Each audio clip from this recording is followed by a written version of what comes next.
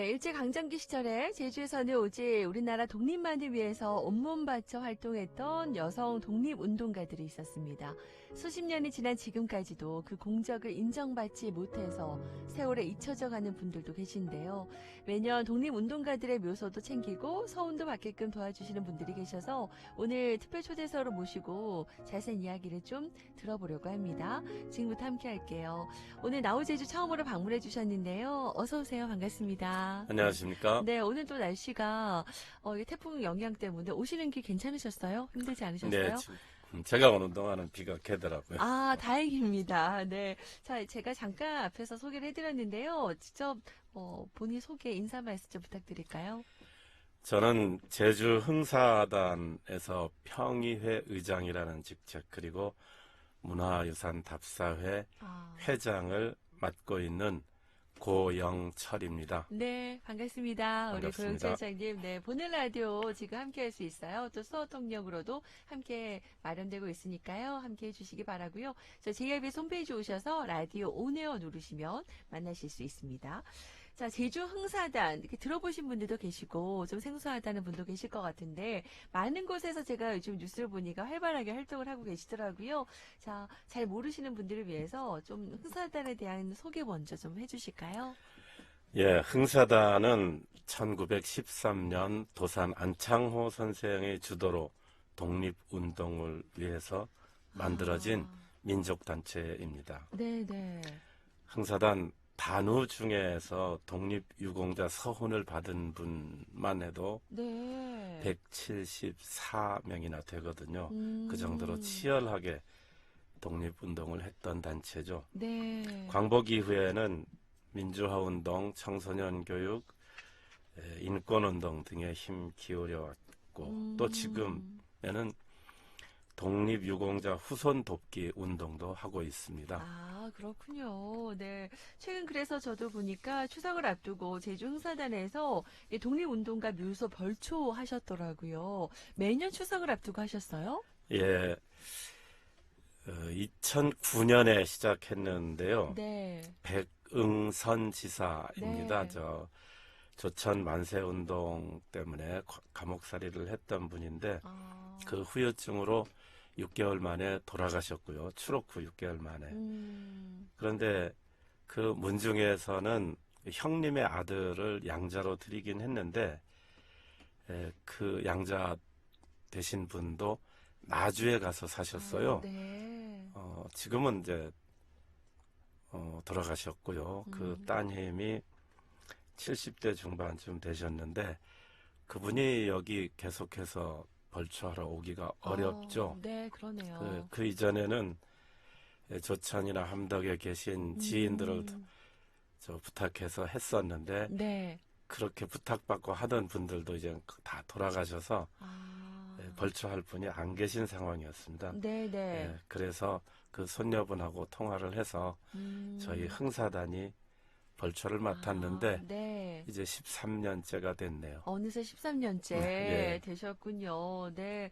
이렇게 사실 이렇게 말씀을 드리면, 백은선 지사, 네. 자, 독립지사 이분 외에도 많은 분들이 계신데, 우리가 너무, 이분들에 대해서 관심을 안 갖고 산 거 아닌가? 이런 생각 좀 들어요. 네. 예, 이번 기회를 통해서 정말 우리나라 독립을 위해서 지금의 우리가 있기까지 이분들의 어떻게 희생 있었기 때문 아니겠어요? 그런 마음으로 흥사단에서 함께하고 계신데, 이번엔 보니까 처음으로 고 김시숙 애국지사의 묘도 벌초를 하셨더라고요. 예. 어떻게 흥사단에서 맡게 된 이유가 있으신가요? 어, 작년 11월에 네. 방송에 제가 출연해서 김시숙 선생 이야기를 음, 한 적이 있어요. 네, 네. 그랬더니 그것을 보고 지금까지 벌초를 맡아왔던 분이 저한테 아, 연락이 헉, 됐습니다. 그래요. 그분은 지금 일본에 거주하고 계신 형님이 네. 그 묘는 너가 벌초를 해라. 음, 이렇게 해서 죄송합니다. 지금까지 벌초를 해왔는데 네. 이분도 이제 나이도 드셨고 아, 또 자녀들한테 이것을 물려주기도 아, 곤란한 상황이고 네, 네. 그래서 참 걱정이 된다 하는 말씀을 하시길래 음, 우리 백응선 지사 묘도 벌초를 하고 있고요. 네. 그래서 독립운동가 묘는 저희 흥사단에서 다시 하겠습니다. 네네. 해서 원래 처음 하게 됐죠. 아, 그러셨군요. 그런 또 스토리가 있었군요. 아, 이분 같은 경우에도 사실 그 김시숙 지사랑 뭐 지인이라든지 그런 관계도 아닌데 책임감을 해오셨던 거죠, 그분도. 우리 네. 제주말로 먼 괜당인 것 먼 같기는 괜당. 한데 네. 천수도 확실히 모르시더라고요. 맞아요. 근데 그런 이제 부탁으로 이때까지 해오셨지만 또 연세도 있으시고 이거는 어쨌든 우리 또 독립지사를 우리가 또 기리는 마음도 있어서 흥사단에서도 흔쾌히 올해부터 하셨다고 했는데 김시숙 애국지사 사실 지난번에 저희가 강평국 지사, 뭐 고수선, 최정숙 지사도 얘기할 때 조금 언급되긴 했지만 잘 모르는 부분이 진짜 많거든요. 예. 근데 정말 대단하다 이런 얘기를 저도 많이 들었어요. 어떤 분이길래 김시숙 애국지사에 대해서 좀 활동 얘기 좀 예, 해주실까요? 그분은 네. 마흔이 넘은 다음에야 어, 독립운동을 시작한 좀 특별한 분이죠. 40 넘어서요. 1925년경에는 네. 아까 말씀하신 강평국, 최정숙 이런 분들하고 함께 네. 여수원 야학을 이제 개설해서 네. 거기서 여성들의 교육 활동에 이제 그 몸을 바치셨고 또 아, 이어서 고향인 조천에서도 네. 당시에는 부녀자들이 뭐 거의 무학인 상태였거든요. 맞아요. 그러니까 야학을 열어서 부녀자들의 그 공부할 수 있는 기회를 만들어주기 위해서 애를 쓰셨죠. 네. 그런 일로 일본 경찰에 잡혀가기도 했었고요. 또 1926년 동아일보에 보면은 네. 이분의 그 야학 활동이 소개된 기사도 있습니다. 음, 그런데 야학 운영하려면은 어쨌든 자금이 필요하고 네. 본인의 자금으로는 충당이 안 되니까 주변에서 후원금을 받아서 했거든요. 네. 그런데 후원금 내는 사람들을 경찰이 압박한 거예요. 아, 그러니까 후원금이 점점 그럴 줄어들어서 수밖에 나중에는 없겠네요. 네. 운영을 할 수 없는 지경에 이르렀죠. 그래서 내가 일본에 가서 돈을 벌어와 가지고 다시 하리라. 이렇게 해서 일본으로 돈 벌러 갔어요. 아, 그런데 일본에 가서 공장에 취직하고 보니까 이제 아주 어린 여공들, 제주도 출신 뭐 20살도 안 된 네. 사람으로부터 20 전후의 여공들이 굉장히 열악한 환경 속에서 노동을 하고 있고 그 임금은 정말 적게 받고 있고 이렇게 굉장히 어려움에 처해 있는 것을 보고 이 여공들을 도와야 되겠다 하는 대로 제 생각이 바뀌었죠. 그래서 제1여공 보호회라는 조직을 만들어서 거기서 여공들을 돕는 활동을 하고 네, 네. 제1여공 소비조합이라고 하는 것도 만들었는데 거기 회장이 되어서 제주 출신 여공들의 복지 향상을 위해서 노력을 했습니다. 네, 네. 또 독립운동가인 고순흠 선생 그분이 김시숙 선생보다 나이는 밑인데 굉장히 활발하게 네. 독립운동을 했던 분인데 그분이 신진회라는 네. 독립운동 단체를 만들었었죠. 거기에 가입해서 여성부장으로서 활동도 계속했었어요. 네, 네. 그러다가 1933년에 이분이 병을 얻어서 오사카 적십자병원에서 돌아가셨죠. 그러니까 제주 출신 그 여성 근로자들이 임시 조직을 만들었어요. 네. 선각 여성 김시숙 호상회. 그러니까 이분들이 장례식을 다 치르겠다 이런 뜻이죠. 뜻이군요. 예, 네. 그래서 거기서 고유제도 지내고 고향인 조천까지 운구해 와서 네. 장례식을 치르기도 했던 그런 분입니다. 정말 그런 한 편의 영화 같은 스토리인데, 네. 진짜 우리 김시숙 애구지사 대단하네요. 안타깝게도 먼 타국 오사카에서 돌아가셨게 됐는데, 그래도 이렇게, 다시 고향으로 모시게 돼서 참 다행이라는 생각이 들고, 우리 동포 여성들을 위해서, 우리 또 제주 여성들을 위해서, 이렇게 정말 독립 활동을 펼치면서 많은 활동을 했습니다. 우리가 이번에 제대로 아신 분도 계실 테고 이 이름에 대해서 우리도 기억해야 될 것 같은데 근데 사실 김시수 애국지사 이야기만 들어도 독립운동에 모든 걸 다 쏟아 부으셨어요. 근데 지금 서운도 따로 받지 못했고 제대로 지금 인정 못 받고 있는 것 같은데 이유가 있나요? 좀 궁금하네요. 김시숙 지사는 후손이 없는 것 같습니다. 김시숙 예전에 강평구 지사도 그래서 많이 힘들었더라고요. 네. 근데 그 조천의 김혜김 씨 집안에 김문주라는 분이 계셨는데 네. 그분이 김시숙 지사의 숙부다 하는 정도만 알려져 있고 족보에도 등재되지 않았어요. 김시숙 지사는. 네. 그래서 그 후손이 신청을 해야 되는데 네네. 신청할 사람이 없는 거죠. 안타깝네요. 혼인도 했었다고는 하는데 그 40살쯤에 이혼했다는 사실만 알려져 있을 뿐 그러니까 이분이 누구의 딸인지 네. 이런 정도도 알려져 있지를 않습니다. 그렇군요. 그래서 가족관계를 알아내지 못하고 있어서 저희들이 그 제주 독립운동가 서훈추천위원회라는 네네. 활동을 하고 있는데 거기서도 후손 찾는데 노력을 해봤지만 안 됐습니다. 네. 그래서 여러 방면으로 노력을 해봤는데 저희들 그 민간단체 힘으로는 안 될 것 같고 좀 국가나 지방자치단체 네. 예를 들면 뭐 제주보훈청 네. 이런 데에서 나서서 그 직권으로 독립유공자 신청을 네. 했으면 좋겠다 이런 생각을 하고 있습니다. 그러니까요. 그 말씀 들어보니까 우리 김시수 애국지사도 그러니까 신청을 후손이 없어서 신청할 후손이 없어서 제대로 신청이 안 됐기 때문에 신청을 한 번도 한 적이 없죠. 없네요. 그래서 이렇게 서운도 받지 못한 거고요. 그래요. 이런 부분들 보면 지금 독립유공자들 이분 같은 분들이 진짜 많겠다라는 생각도 좀 들거든요. 네, 그렇죠. 네. 제가 그 서훈추천위원회 일을 해보니까 네. 후손을 찾기가 너무 어려워요. 어렵군요.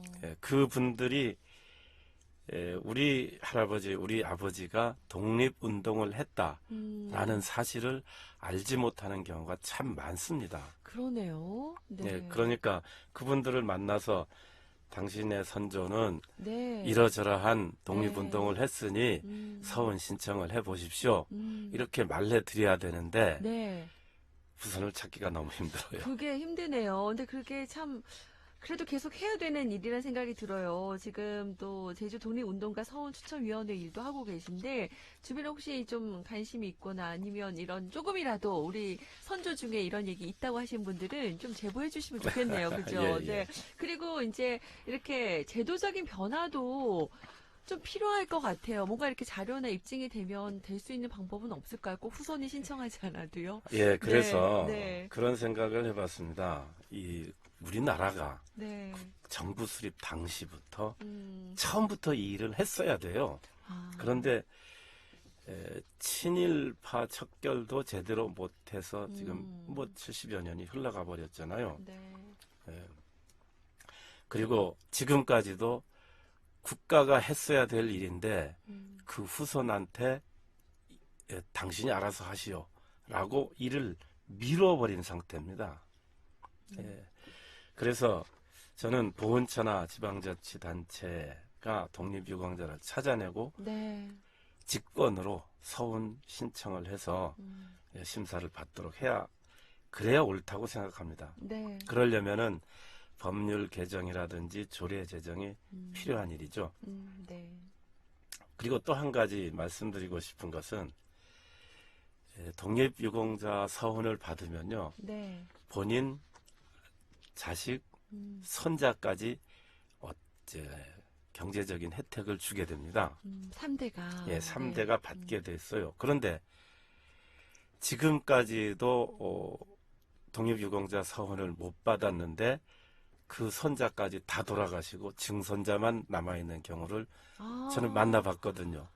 그렇군요. 그러면 네. 지금 만약에 독립유공자로 인정을 받았다고 칩시다. 네. 그러면 그 집안에는 아무런 경제적인 혜택을 줄 수 혜택도. 없죠. 그래서 저 생각으로는 네. 서훈을 받은 때로부터 네. 3대 아, 이렇게 혜택을 주는 것이 공평하지 않겠습니까? 어떤가. 네, 이렇게 네. 바뀌어야 된다고 생각해요. 이런 과정들에 우리의 또 공론화나 또 의견들이 많이 모여야 될 것 같고, 좀 이런 이야기들이 좀 많이 의견들이 모여지는 시기가 있었으면 좋겠습니다. 여러분은 어떻게 생각하시는지요? 네.